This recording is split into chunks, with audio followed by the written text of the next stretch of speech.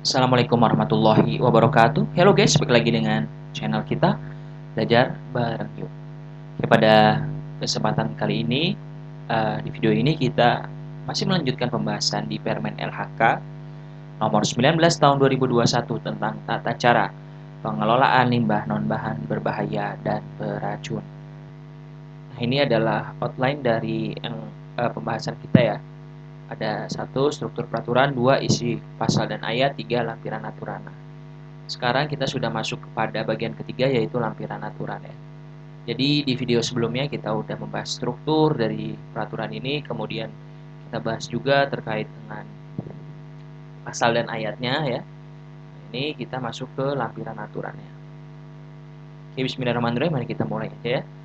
Ini lampiran pertama. Lampiran pertama ini terhubung dengan pasal 4. Pasal 4 ini ada di bab kedua, pengurangan limbah non-bahan berbahaya dan beracun.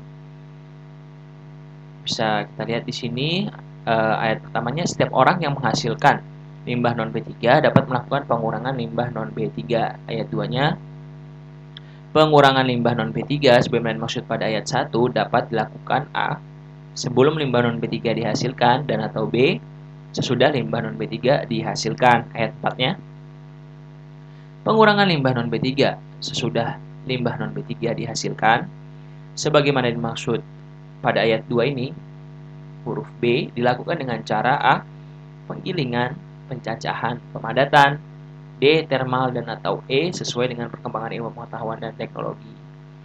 Lalu di ayat kelimanya, dalam hal pengurangan limbah non B3 sebagaimana dimaksud pada ayat 4 huruf D dan E, menghasilkan emisi dan atau air limbah wajib memenuhi ketentuan A. Baku mutu emisi sebagaimana tercantum dalam lampiran 1 yang merupakan bagian tidak terpisahkan dari peraturan menteri ini. Ini di sebelah kiri ini. Untuk kegiatan pengurangan limbah non B3 dengan cara termal dan atau B. Baku mutu emisi dan atau air limbah sesuai dengan ketentuan peraturan perundang-undangan untuk kegiatan pengurangan limbah non B3 dengan cara sesuai dengan perkembangan ilmu pengetahuan dan teknologi. Jadi ini untuk dengan cara termal ya. Lampiran 1, baku mutu emisi pengurangan limbah non bahan berbahaya dan beracun secara termal. Nah, ini baku mutu emisinya yang harus terpenuhi ya kalau ada pengurangan limbah non B3 dengan cara termal. Ini parameter yang harus dipenuhi dan ini keterangannya adalah A. Volume gas yang ini diukur dalam keadaan standar 25 derajat Celcius dan tekanan 1 atmosfer. B. Semua parameter dikoreksi dengan oksigen sebesar 11%. Kemudian lampiran kedua ya. Ini terhubung dengan pasal 6 yang ada di bab 3, penyimpanan limbah non bahan berbahaya dan beracun. Ayat 1-nya, terhadap limbah non B3 yang disimpan dapat dilakukan pengemasan sesuai dengan jenis limbah non B3. Ayat 2, pengemasan sebagaimana maksud pada ayat 1 dilakukan dengan cara A. Menggunakan kemasan dengan kondisi baik, tidak bocor, tidak berkarat, dan tidak rusak. Dan B. Dilengkapi dengan label limbah non B3. Ayat 3, label limbah non B3 sebagaimana maksud pada ayat 2 huruf B paling sedikit memuat A. Identitas limbah non B3, B. Bentuk limbah non B3, C. Jumlah limbah non B3, dan D. Tanggal limbah non B3 disimpan. Ayat 4, label limbah non B3 sebagaimana dimaksud pada ayat 3 disusun dengan menggunakan format sebagaimana tercantum dalam lampiran 2 yang merupakan bagian tidak terpisahkan dari peraturan menteri ini. Nah, ini bentuk dari atau format dari label limbah non B3-nya ya. Ada di lampiran kedua. Kita lanjut ke lampiran ketiga. Ini lampiran 3 ini disebutkan pada pasal 17 ya. Di bab keempat, pemanfaatan limbah non bahan berbahaya dan beracun.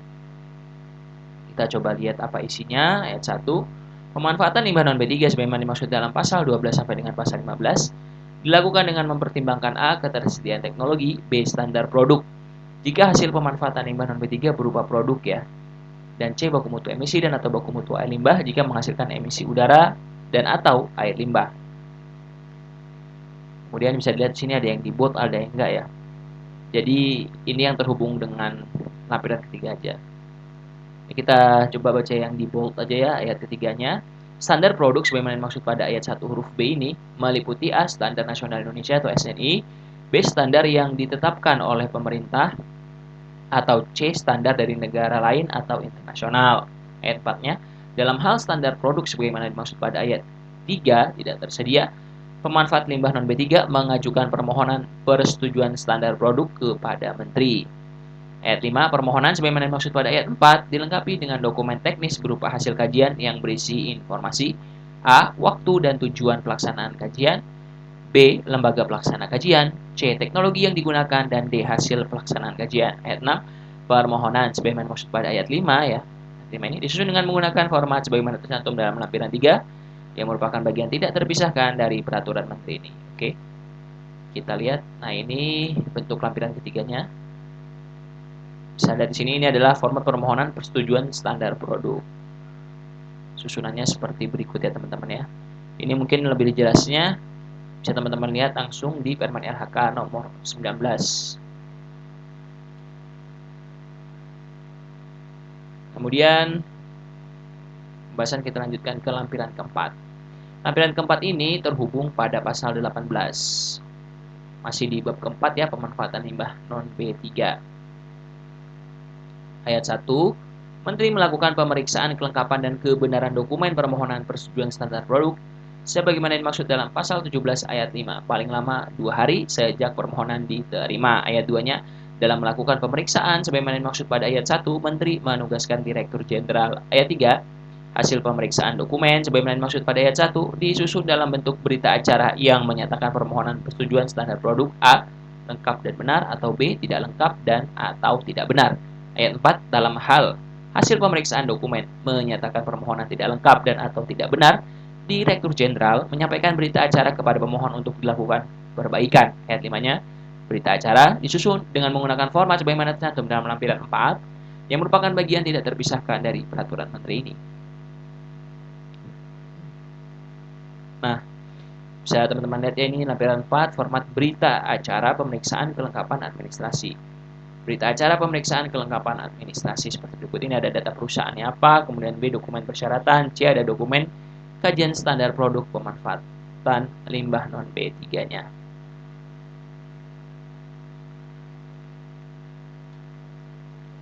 Oke, kita lanjutkan pada lampiran kelima ya teman-teman.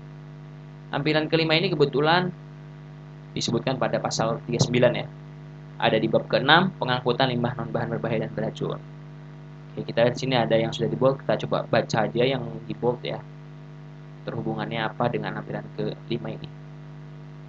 Ayat 1, dalam hal pelaksanaan pengelolaan limbah non B3 sebagaimana dimaksud dalam pasal 4 sampai dengan pasal 38 memerlukan proses penyerahan limbah non B3 kepada pihak lain, dilakukan pengangkutan limbah non B3. Ayat 3-nya, pengangkutan limbah non B3 sebagaimana dimaksud pada ayat 1 wajib dilengkapi dengan berita acara perpindahan limbah non B3 yang diisi oleh A. penghasil limbah non B3, B. pengangkut limbah non B3, dan C. pihak lain yang melakukan pengelolaan lanjutan terhadap limbah non B3.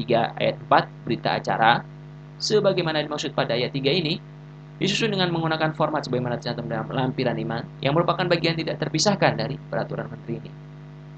Ini lampiran kelimanya, berita acara penyerahan limbah non B3. Ini kalau kita lihat agak pecah ya fotonya ya. Jadi teman-teman bisa lihat di sini ada berita acara antara pihak pertama, pihak kedua, dan pihak ketiga. Nah, ini juga tadi siapa aja disebutkan para pihaknya. Kemudian di sini bahwa pihak pertama telah menyerahkan limbah non B3 yang dihasilkan kepada pihak ketiga ya, melalui pengangkutan limbah non B3 selaku pihak kedua terhadap, nah ini jenis limbahnya apa, kriteria limbahnya, kemudian demikian berita acara yang dibuat dan ditentangani untuk dipergunakan sebagaimana mestinya. Ini berikut ini formatnya, format tadi berita acara perpindahan limbah non B3. Kemudian di sini kita lanjutkan ke lampiran 6, 7, 8, 9 ya. Kebetulan ini berada pada pasal yang sama gitu, di pasal 41 bab 8 ya. Dokumen rincian teknis pengelolaan limbah non bahan berbahaya dan beracun. Kita lihat di sini ada 2 ayat. Ayat 1-nya, penanggung jawab usaha dan atau kegiatan yang melakukan kegiatan pengelolaan limbah non B3 sebagaimana dimaksud dalam pasal 4 sampai dengan pasal 38 wajib menyusun dokumen rincian teknis pengelolaan limbah non B3. Ayat 2-nya, dokumen rincian teknis sebagaimana dimaksud pada ayat 1 disusun dengan menggunakan format sebagaimana tercantum dalam A. lampiran 6 untuk kegiatan pengurangan limbah non B3, lampiran 7 untuk kegiatan penyimpanan limbah non-B3. Lampiran 8 untuk kegiatan pemanfaatan limbah non-B3 dan lampiran 9 untuk kegiatan penimbunan limbah non-B3 yang merupakan bagian tidak terpisahkan dari peraturan menteri ini. Oke teman-teman semua, ini kita ada di lampiran ke-6 ya. Bisa dilihat di sini lampiran ke-6. Format dokumen rincian teknis pengelolaan limbah non-bahan berbahaya dan beracun untuk kegiatan pengurangan limbah non-bahan berbahaya dan beracun ya. Ini untuk kegiatan pengurangan limbah non-B3-nya. Formatnya seperti berikut ini.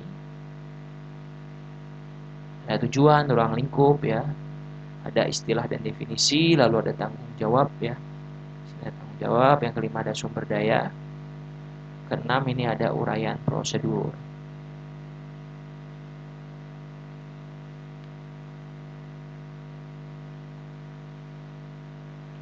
Selanjutnya lampiran ke-7, ini format dokumen rincian teknis pengelolaan limbah non-bahan berbahaya dan beracun untuk kegiatan penyimpanan limbah non-bahan berbahaya dan beracun. Ini ada tujuan juga, ada ruang lingkupnya, lalu ada istilah dan definisi, tanggung jawab, sumber daya, lalu uraian prosedurnya. Pun kali ini untuk penyimpanan limbah non-B3-nya ya prosedurnya. Ini ada masing-masing ada masing-masing ininya ya.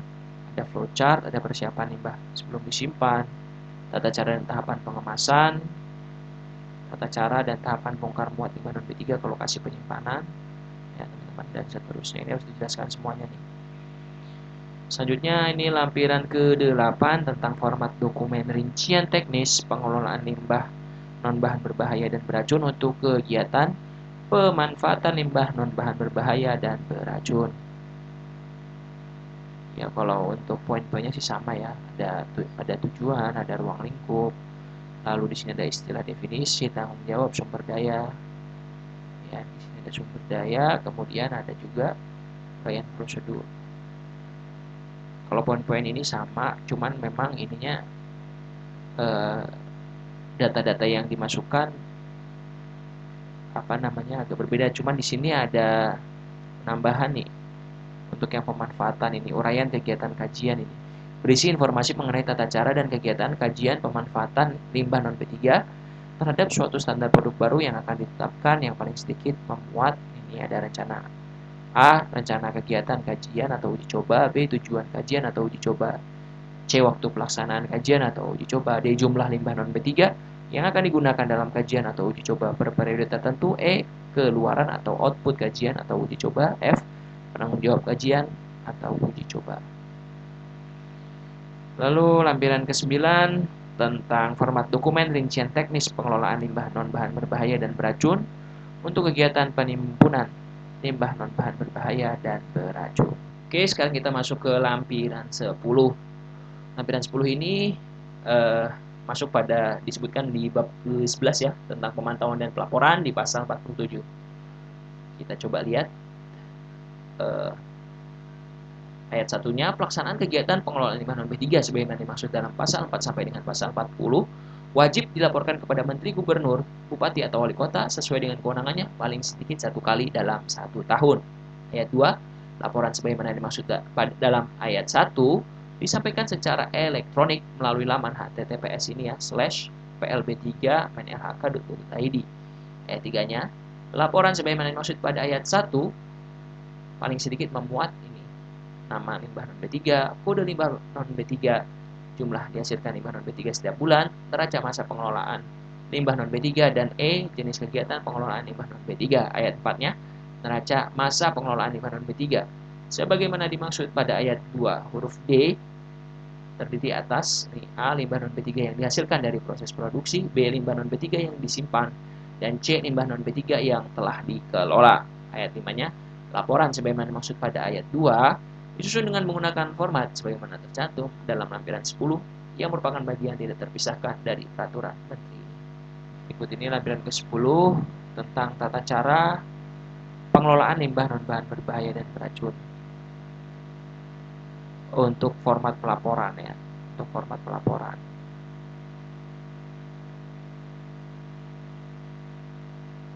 Karena memang wajib untuk dilaporkan ya. Untuk penyampaian laporan pengelolaan limbah non B3-nya. Itu harus dilaporkan kan. Nah, berikut ini formatnya gitu. Kalau teman-teman yang bekerja di bidang lingkungan atau SHE dari ini mungkin ya SHE dari perusahaan-perusahaan yang menghasilkan limbah non B3, nah ini teman bisa dijadikan untuk contoh gitu acuan dalam pembuatan format pelaporannya. Ini memang apa namanya acuannya gitu, format pelaporannya. Ini ada neraca massa limbah non B3 sebagai lampiran dari surat pelaporannya.